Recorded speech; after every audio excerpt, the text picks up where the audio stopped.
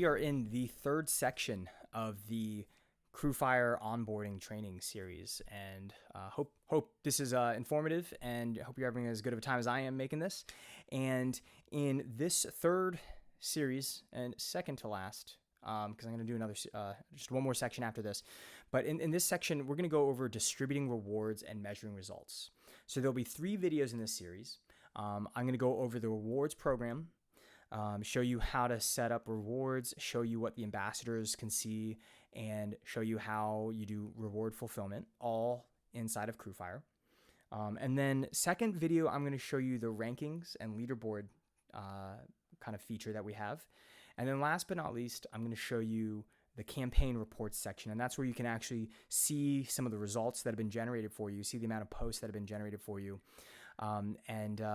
So I will start with the reward section, and that'll be the very next video.